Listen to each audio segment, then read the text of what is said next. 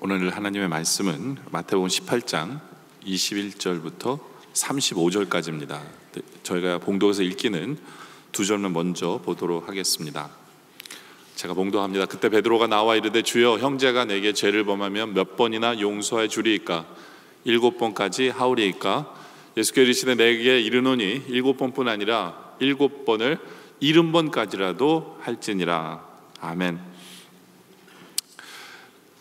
하나님의 사랑에 대해서 가장 잘 나타내주는 부분이 용서라는 부분입니다. 우리를 용서해 주시기 위해서 예수님을 보내신 그 사랑, 그 용서를 우리가 좀 더 깊이 보기를 원합니다. 원래 인간들에게는 용서라는 것이 없었어요. 가인 이후 인간들에게는 용서 대신에 원수 갚음만이 있었습니다.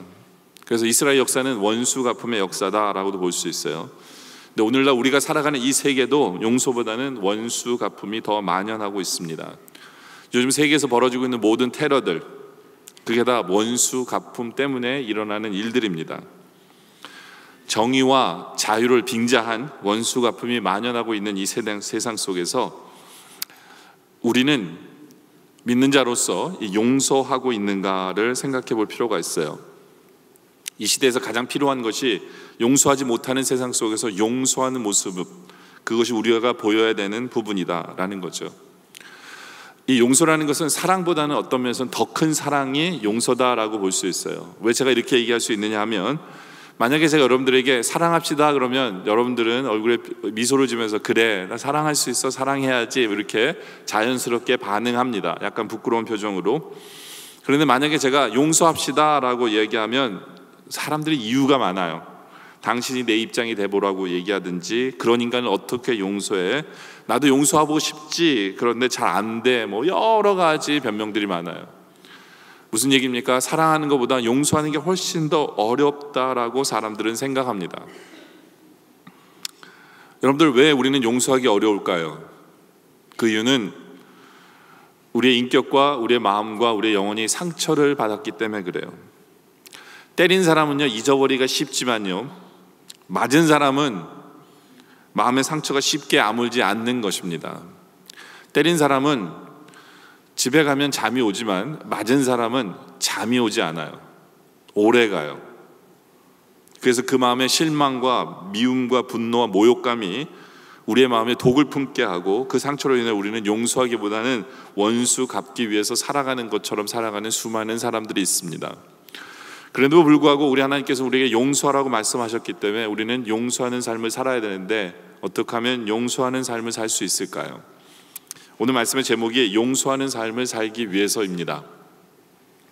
용서하는 삶을 살기 위해서는 첫째로 우리가 알아야 될 것은 뭐냐? 우리가 받은 용서가 얼마나 큰지를 우리가 알아야 합니다. 베드로는 약간 예수님에게 잘난 체하면서 21절에 이런 얘기를 하죠. 그때 베드로가 나와 이르되 주여, 형제가 내가 죄를 범하면 몇 번이나 용서해 주리이까? 7번까지 하오리까? 라고 얘기합니다. 솔직히 베드로는 7번 용서할 줄 아는 사람은 아니에요. 근데 약간 잘난 체한 거예요. 왜냐하면 그 당시에 랍비들이 3번 정도까지는 용서하라고 했기 때문에, 이 3이라는 게 완전한 숫자이기 때문에 또 다른 그 위에 완전한 숫자인 7번을 들이대면서 주님 7번까지 용서하는 게 맞습니까? 라고 베드로가 얘기합니다. 이것도 잘난 체였어요. 그런데 예수님은 뭐라고 말씀하시냐? 22절에 예수께서 이르시되 내가 이르노니 7번뿐만 아니라 7번을 70번까지라도 할지니라 라고 얘기합니다. 이거는 7 곱하기 70을 얘기해요. 어떤 사람들은 물론 77이라고 얘기하는 사람도 있지만, 대부분의 사람들은 이것은 7 곱하기 70, 그래서 490번을 용서해야 한다라고 주님께서 말씀하시는 거예요. 여러분들 어떠세요? 누가 여러분들에게 죄를 졌는데, 여러분들이 잘못했는데, 근데 그게 똑같은 거를 490번째 합니다. 여러분들 용서할 자신 있으십니까? 용서할 자신 있으세요? 그런 인간들은 전 본 적은 없어요. 이게 불가능한 숫자예요. 가능한 숫자가 아닙니다. 우리는 그렇게 못해요. 그런데 왜 이렇게 불가능한 얘기를 우리 주님께서는 하시는 것일까요? 왜 우리 주님께서는 이 불가능한 490번까지 용서해야 된다고 우리가 말씀하시는 걸까요? 그 이유는 뭐냐면 우리 주님이 우리를 그렇게 용서하고 계시기 때문에 그래요. 여러분들이 하나님 앞에 약속해놓고 안 지키는 걸 가만 따져보면요, 490번보다 훨씬 더 합니다. 그래서 이 490이라는 숫자는 꼭 490번까지 용서해 주시는 게 아니라 무한정으로 용서해 주신다는 의미가 포함되어져 있어요. 바로 우리는 그러한 용서를 지금도 받고 있어요. 우리 하나님으로부터, 우리 예수님으로부터 지금도 그 큰 용서를 몇 번의, 수백 번의 용서를, 지금도 똑같은 사건 앞에서 수백 번의 용서를 우리는 지금도 받고 있다라는 이야기입니다. 우리는 그 은혜를 받고 있어요. 예수님은 또 다른 비유로 우리에게 이런 이야기를 해 주십니다. 이 비유를 요약하자면 이거예요. 주인에게 10,000달란트 빚진 사람이, 주인이 10,000달란트를 탕감해 줬어요. 갚을 능력이 없으니까. 그런데 주인을 만나고 나오는 길에 자기에게 100데나리온 빚진 사람을 만났는데 그 100데나리온을 용서해 주지 못하고 그 친구를 감옥에 넣습니다. 그래서 주인이 화가 났어요. 그래서 100데나리온도 용서 못 해준 사람을 감옥에 넣는 이 비유에 대한 사건인데요, 오늘 말씀 24절에 보면 결산할 때 10,000달란트 빚진 자를 데려오는데, 이 10,000달란트다라는 이 단어가 엄청난 액수입니다. 그 당시에 이 로마의 최고의 화폐 단위가 달란트예요. 최고의 화폐 단위가 달란트예요. 그런데 최고의 숫자를 이렇게 손으로 꼽아서 세라 그러면 10,000까지 셉니다. 그러니까 만은 최고의 숫자를 의미해요. 그러니까 최고의 화폐에다가 최고의 액수를 더한 숫자의 상징적인 의미예요. 10,000달란트. 여러분, 이 돈이 얼마나 큰 돈인지 예를 들어보면 이해가 되세요. 요세푸스 역사학자들의, 그 당시 역사학자들의 기록에 보면 헤로치아에서 갈릴리와 베레아 지역의 연간 세금이, 이 두 고을의 두 시리의 연간 세금이 200달란트였어요. 그러니까 한 시리의, 두 시리의 세금이 200달란트였어요. 그럼 10,000달란트는 도대체 얼마나 많은 시리의 세금을 걷어들여야 10,000달란트? 무슨 얘기입니까? 한 사람으로는 갚을 능력이 없다라는 거예요. 갚을 수 없는 숫자를 빚졌다라는 얘기입니다. 인간의 힘으로는 갚을 수 없는 숫자를 빚진 것을 얘기해요. 바로 우리가 하나님 앞에 빚진 내용이 바로 그래요. 우리는 죽었다 깨어나도 하나님께서 우리 죄를 사해 주시는 그 은혜를 갚을 능력이 없어요. 왜냐하면 하나님이 인간이 되셔서 우리 죄를 위해 죽어주심으로 말미암아 우리를 용서해 주신 것이기 때문에 우리는 갚을 능력이 없어요. 그러나 그 은혜로 말미암아 영원히 지옥불에 타서 죽어갈 수밖에 없는 우리들이 천국 백성이 된 거거든요. 그 은혜로 말미암아. 오늘 본문을 보면 그냥 주인이 거저 주시는 것처럼 보여요. 거저 탕감해 주는 것처럼 보여요. 27절에 보니까 그 종의 주인이 불쌍히 여겨 놓아 보내며 그 빚을 탕감하여 주었더라. 근데 이게 거저가 아니에요. 여러분들이 아셔야 돼요. 이게 왜 거저가 아니에요? 우리는 거저 탕감을 받았어요. 그렇지만 주인의 입장에서는 10,000달란트 손해본 거예요. 10,000달란트 손해본 거예요. 그걸 알아야 돼요. 우리 예수님께서는 우리 죄를 탕감해 주셨어요. 용서해 주셨어요. 그러나 우리 주님의, 주인 되신 주님의 입장에서는 모든 것을 주셨어요. 주님의 생명을 주신 거예요. 주님께서 모든 고통을 당하시고 하나님이 인간이 되시는 모든 것을 주신 것이에요. 그게 바로 우리가 갚을 수 없는 은혜예요. 그게 10,000달란트가 상징하는 부분입니다. 우리는 그 은혜를 입은 사람들이에요. 용서하기 위해서 우리가 그것을 기억해야 돼요. 우리가 얼마나 큰 용서를 받았는가를.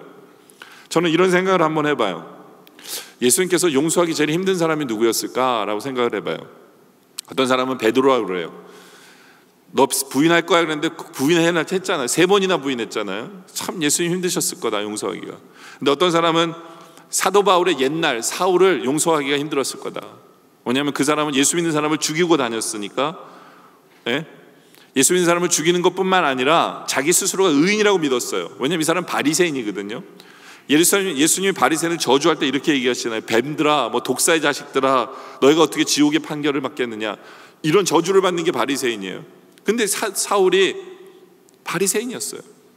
바리새인 중에도 바리새인이에요. 자기가 굉장히 의롭다고 생각해요. 거기다가 예수님 믿는 사람을 죽이러 가는 길에 예수님이 용서해 주신 거잖아요. 그러니까 사람들은 이 사울 용서해 주시가 예수님이 제일 힘들었지 않을까라고 생각하는데 저는 생각이 틀려요. 저는요, 뭐가 제일 대단한 줄 아세요? 저를 용서해 주신 게 제일 대단해요. 우리들을 용서해 주신 게 대단해요. 왜냐하면 사울은 주님을 몰랐잖아요. 주님이 메시아인 걸 몰랐어요. 주님의 부활하신 거를 믿지 않았어요. 그러니까 그런 죄를 진 거예요. 몰랐어요. 문제는 뭐냐면 우리는 알아요. 우리 예수님이 나의 죄를 위해서 죽어주셨다 우린 고백을 해요. 말로는 감사해요. 근데 문제는 뭐냐면 우리는 그 은혜를 계속해서 울겨 먹으면서 이용해 먹으면서 우리는 똑같은 죄를 또 짓고 또 짓고 또 져요. 그럼 우리 지금 용서해 주시면 얼굴에 철판 깎고 또 용서해 달래요. 그 다음날 또 죄 짓지면서 우리는 또 하나님 죄 졌습니다 용서해 주세요 그러고 또 져요. 골백번을 그렇게 합니다. 저는요, 우리 주님이 우리 죄를 용서해 주신 게 이건 대단해요. 어떻게? 우리는 그것을 기억해야 돼요. 바로 그러한 큰 용서를 받은 자들이 우리들이다. 이것을 잊어버려서는 안 돼요.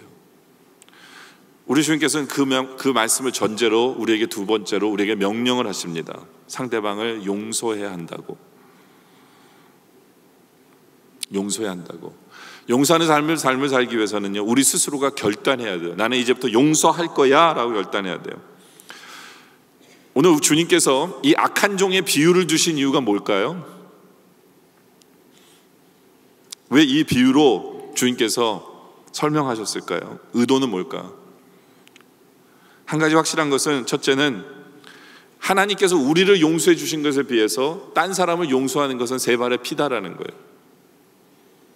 우리는 그렇게 용서하기 힘들지만 하나님이 나를 용서해 주신 것에 비해서는 아무것도 아니다라는 전제가 깔려 있어요. 그리고 또 다른 거 하나는, 우리가 그러기 때문에 꼭 무조건 must 용서해야만 한다라는 강한 명령이 이 말씀 속에 들어 있습니다. 오늘 말씀 28절에 보면 그 종이 나가서 자기에게 100데나리온 빚진 동료 한 사람을 만나 붙들어 목을 잡고 이르되 빚을 갚으라 하매 라고 나옵니다. 10,000달란트 빚진 사람이 탕감을 받았는데 나오는 길에 100데나리온 빚진 사람을 만났어요. 100데나리온이라는 건요, 우리 돈으로 얘기하면 한 5,000불 돼요. 물론 작은 돈은 아니에요. 작은 돈은 아닙니다. 근데 100데나리온이라고 비유를 하신 게 은혜는 돼요. 왜냐하면 우리가 다른 사람을 용서하는 게 그렇게 쉬운 건 아니라는 얘기를 아세요. 만약에 이거를 1불 이랬으면 우리 주님은 우리의 용서를 너무 쉽게 생각하신다고 생각하기 쉽지만 5,000불 정도 얘기하신 거니까 우리가 남을 용서하는 게 쉽지는 않다는 전제를 주님은 알고 계세요. 그럼에도 불구하고 쉽지 않다는 걸 알지만 그럼에도 불구하고 우리 주님은 우리에게 정확히 명령하세요. 용서하라고. 32절에 보면 강하게 얘기하십니다.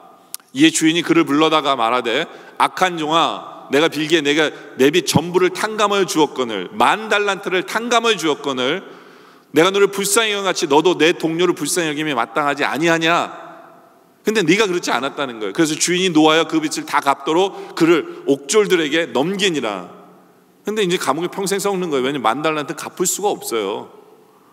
용서해 주지 않았기 때문에 평생 이 사람은 감옥에 썩어야 되는 거예요. 그러면서 35절에 주님께서 결정적인 말로 이렇게 말씀합니다. 너희가 각각 마음으로 형제를 용서하지 아니하면, 우리의 마음 중심으로 마음으로 형제를 용서하지 아니하면 너희 하늘 아버지께서도 너에게 이와 같이 하시리라. 용서 없을 줄 알아 라고 확실하게 얘기하세요. 우리에게는 초이스가 있는 게 아니에요. 용서해야만 한다라고 얘기하세요. 이거는 주님께서 가르쳐준 기도에도 들어있어요. 마태복음 6장 12절에 보면 우리가 우리에게 죄 지은 자를 사하여 준 것 같이 우리 죄를 사하여 주옵시고, 우리 죄를 사함받기 위해서는 절대적인 전제 조건이 하나 있어요. 그게 뭐예요? 우리가 다른 사람을 용서해야만 한다는 거예요. 어떤 사람은 이 기도를 보면서 이렇게 기도합니다. 하나님, 우리가 우리에게 죄 지은 자를 사해 주려고 노력하니까 주님 내 죄를 용서해 주세요. 그거 좀 not enough예요. 내가 다른 사람을 용서할 수 있도록 주님 도와주세요. 그러니까 지금 내 죄를 용서해 주세요. No, 용서 안 돼요.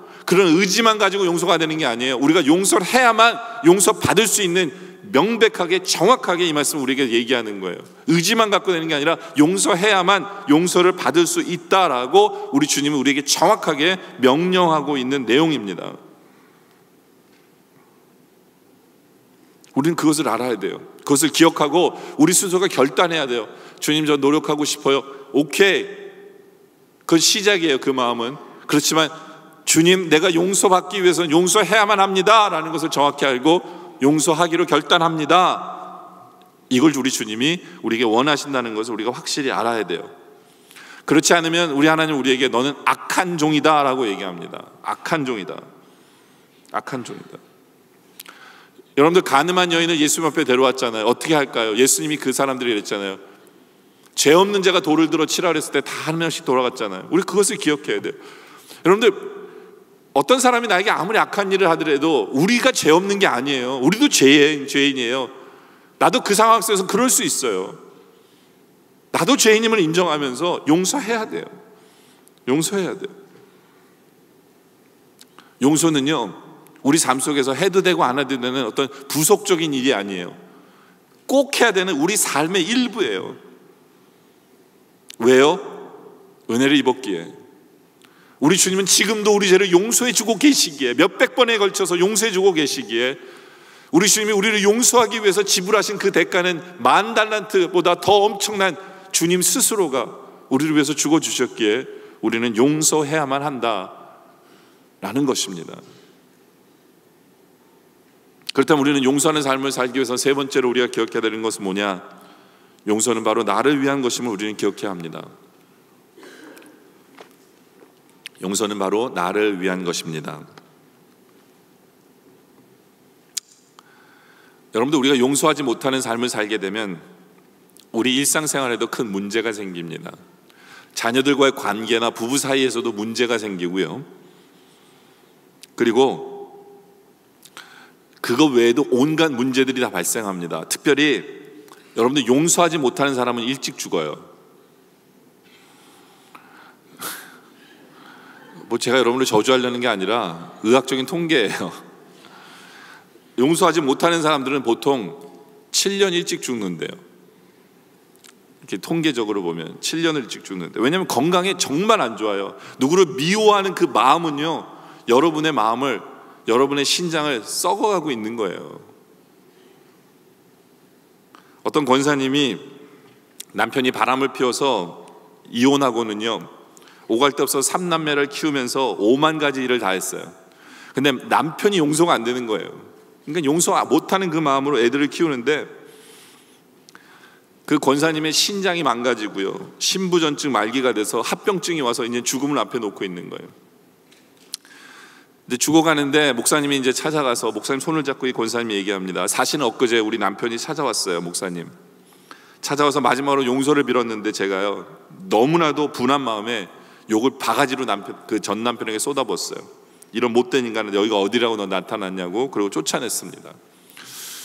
그러면서 목사님, 저게 목사님한테만 고백하는데요, 사실은 제가 내 남편을 용서합니다. 그러고 나서 몇 시간 뒤에 이분이 죽었어요.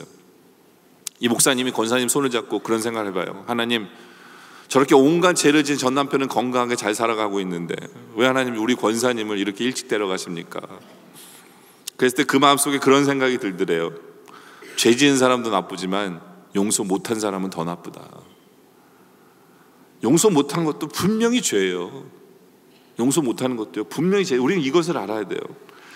여러분들 생각해 보세요. 만약에 이 권사님이 그 남편을 미리 용서하고 살았다면 지금도 건강하게 살아계셨을 거예요. 네? 근데 평생을 원한에 사무쳐서 증오하고 저주하다가 그 삶이 괴로움 속에서 그냥 산 거예요. 그럼 본인이 그렇게 살기로 결단한 거잖아요. 얼마나 안 됐어요. 여러분들, 용서 안 하는 것도 하나님 앞에 죄예요. 저 사람이 얼마나 못됐는지를 여러분들 얘기하더라도 내가 용서 못하면 그건 하나님의 죄라고 얘기하세요. 그렇다면 용서는요, 우리 생활화돼야 되고 습관화돼야 돼요. 그렇다면 우리는 용서하기 위해서 어떻게 해야 될까요? 첫째로는 이게 쉽지 않기 때문에 여러분들 아셔야 돼요. 기도해야 돼요. 하나님의 도우심이 분명히 필요해요. 분명히 필요합니다. 기도해야 돼요. 내 힘으로 안 되기 때문에 예? 뭐 한두 번 기도한다고 해서 내 마음속에 미움이 사라지는 거 아니에요. 그러나 용서하기 위해서 하나님 앞에 기도해야 돼요. 기도해야 돼요. 인내하며 기도해야 돼요. 하나님 용서하게 해주세요. 사랑하게 해주세요. 기도해야 돼요. 두 번째로는 십자가를 바라봐야 합니다. 내 죄로 인하여, 나의 잘못으로 인하여 온갖 고통을 받으시고 나를 용서해 주시기 위해서 십자가 지신 그 주님의 은혜를 다시 한 번 더 바라봐야 돼요. 그런 주님이 나를 용서해 주셨기에 세상에 그 어느 것도 우리 주님이 당하신 것보다 억울한 건 없거든요. 그렇잖아요. 우린 죄라도 있죠. 우리 예수님 죄가 없으신데 억울함을 당하셨어요. 나 때문에. 그 십자가를 바라보면서 그래, 주님의 억울함보다 내가 더 억울하지, 주님이 나를 용서해 주신 것처럼 나도 용서해야지 하면서 십자가 바라봐야 돼요. 세 번째는 이해해야 돼요. 여러분들, 우리의 신앙생활이라는 게 전 다른 게 아니라 이해의 폭이 넓어지는 거라고 생각해요. 여러분들 예수를 믿으면 믿을수록 상대방을 바라보면서 이해의 폭이 넓어져야 돼요. 정지하는 게 아니라 저 사람은 저런 아픔 때문에 저럴 수 있지. 저는 목회하면서 한 가지 확신하는 게 있어요. 그게 뭐냐면 어느 누구도 처음 나를 만났는데 나 넘어뜨리고 내가 미워서 나를 잡아뜨리려고 나를 해코지 하는 사람은 없다고 저는 믿어요. 근데 어느 누구가 처음 만나서 저를 해코지 하려고 그러면 하는 사람 있잖아요. 그건 나 때문이 아니라 그 사람의 상처 때문이라고 저는 믿어요. 그 사람이 자라는 환경 때문에 그럴 거라고 저는 믿어요. 그것 때문에 이해가 돼요. 이해 못할 수가 없어요. 여러분들, 우리가 생활을 이해의 폭이 넓어지면요, 이해 못할 사람이 없어요. 그 사람의 과거와 아픔과 상처와 이런 모든 것들이 지금의 그 사람이 그 행동을 나에게 하는 거예요. 하는 것뿐이에요. 내가 미워서 그런 게 아니에요. 그렇기 때문에 이해하기 위해서는 그 사람을 좀 더 많이 알아가야 되죠. 좀 더 대화를 더 많이 해야 돼요. 그러면서 이해하다 보면 증오는 사라지고 용서할 수 있게 돼요. 저는 이해할 수 있는 법을 여러분들이 배웠으면 좋겠어요. 하나님께서 그 지혜를 주셨으면 좋겠어요. 네 번째로는 그 다음에 불쌍히 여겨야 돼요. 불쌍히. 마태복음 18장 27절에 주인이 이 사람을 왜 용서해 줬어요? 탕감해 줬어요? 그 주인이 불쌍히 여겨서 놓아보낸 거예요. 긍휼한 마음. 에베소 4장 32절에도 용서하는 이 긍휼이 필요해요. 서로 친절하게 하며 불쌍히 여기며 서로 용서하래요. 누굴 용서하기 원하세요? 상대방이 불쌍하게 여기지 시작하잖아요. 그럼 용서는 시작되는 거예요. 불쌍하게 보여주면. 여러분이 그런 마음이 있기를 원해요. 식구들 사이에서도 사이들 속에서도 서로 긍휼히 여기는 마음이 있으면 좋겠어요. 여러분들, 부부도요, 정말 사이가 좋으려면 긍휼히 여기는 마음이 있어야 돼요. 남편이 아내에게 월급 봉투 주면서 남편이 이 작은 월급 봉투 받아서 우리 아내가 쪼개고 생활하려면 얼마나 힘들까. 참 나 같은 남편 만나서 우리 아내가 참 불쌍하다, 안 됐다, 얼마나 수고가 많을까, 이런 마음으로 월급 봉투 주면요, 아내도 느껴요 그거를. 예. 또 그 월급 봉투 받으면서 우리 그 아내도 참 우리 남편이 이 돈 벌기 위해서 세상에서 온갖 참 눈치 보며 윗사람 눈치 보고 아랫사람들 눈치 보고 얼마나 수고하고 땀 흘렸을까 생각하면서 남편을 긍휼히 여기면서 그 돈을 받으면요, 뒷주머니 안 차요. 돈도 아껴 쓰고 서로 사랑하게 되는 거예요. 근데 어느새 우리의 마음에는 긍휼이라는 게 없어졌어요. 불쌍히 여기는 마음이 없어. 서로 지 잘났다라고 살아요. 왜 요거밖에 못 벌어오느냐. 그러다 보니까 용서가 없는 거예요. 용서할 수 없게 되는 거예요. 가정 안에서부터 서로 불쌍히 여길 수 있는 그런 훈련들이, 그런 마음들이 있어야 돼요. 그러면 용서는 돼요. 다섯 번째는 먼저 자신을 용서해야 돼요. 여러분을 용서해야 합니다. 다른 사람을 용서하면서 나를 용서하지 못하면요, 진정한 용서를 이룰 수 없어요. 여러분들, 왜 우리가 다른 사람을 불쌍히 여기지 못하는 줄 아세요? 열등감 때문에 그래요. 내가 못났기 때문에 저 사람이 용서가 안 되는 거예요. 그렇기 때문에 남을 용서하기 위해서는 내가 먼저 나를 용서해야 돼요. 왜요? 하나님이 나를 용서하셨기 때문에 그래요.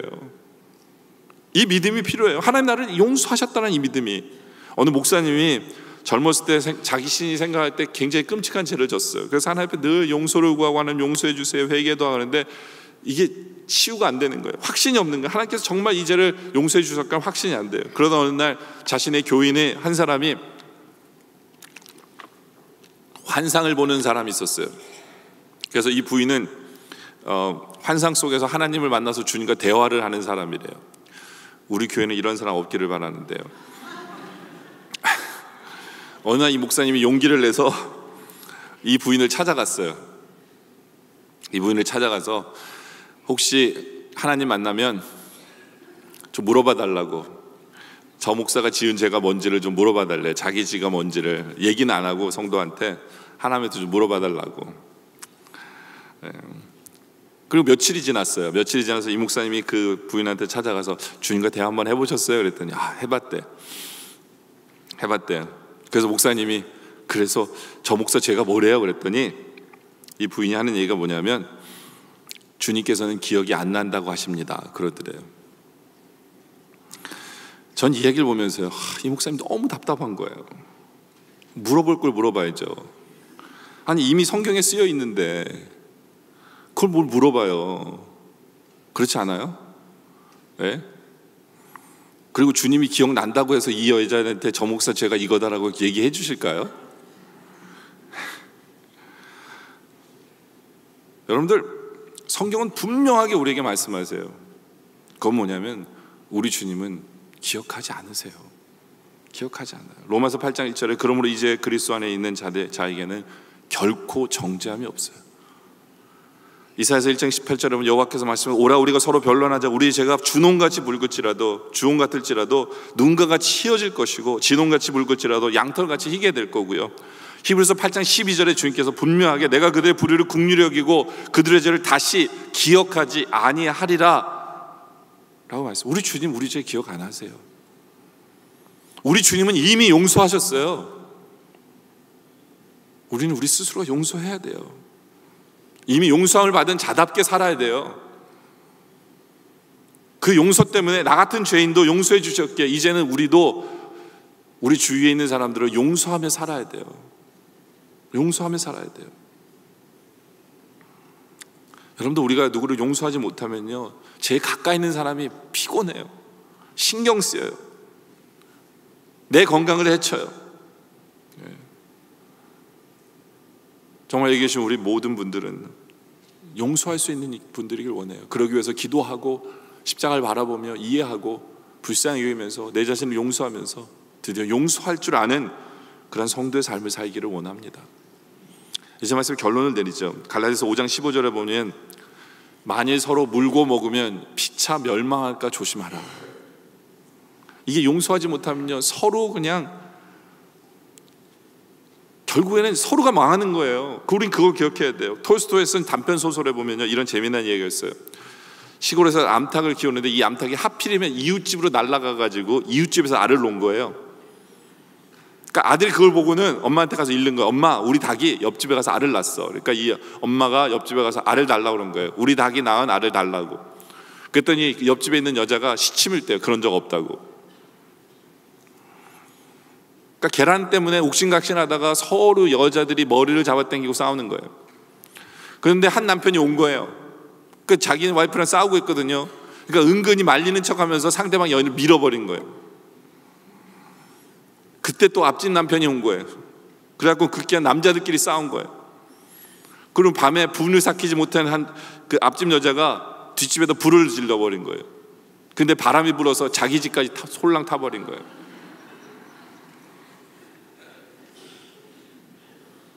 여러분들, 그까지 계란 하나 때문에 두 집이 쫄딱 망한 거예요. 그거예요.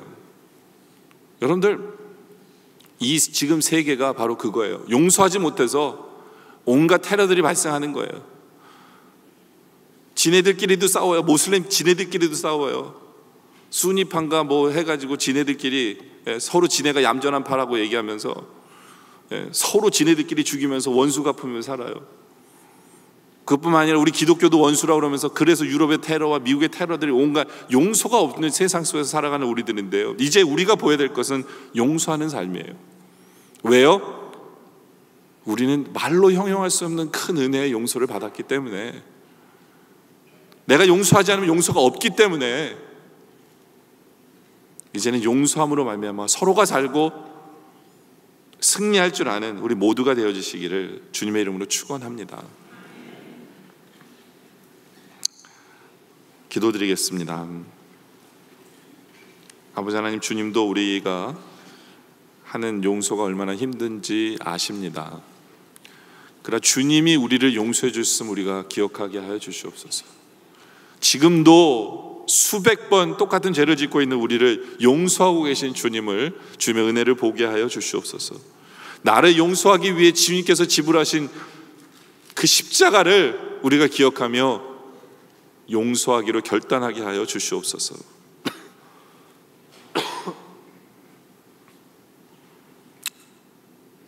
용서하기 위해 우리가 기도할 때 도와주시며, 십자가 바라볼 때 주님의 십자가를 통해 은혜 받게 하시고 이해의 폭이 넓어지게 하시며 불쌍히 여기게 하시고 내 스스로를 먼저 주님께서 용서해 주셨기에 용서한 줄 아는 삶을 통해 용서하며 살아가게 하여 주시옵소서. 그래 우리가 다른 사람에게 복이 되고 다른 사람을 살리며 함께 살아가며 승리하는 우리의 삶 되게 하여 주시옵소서. 계속되어지는 성찬식에 주님 은혜 내려 주시옵소서. 예수님의 이름으로 기도드립니다. 아멘.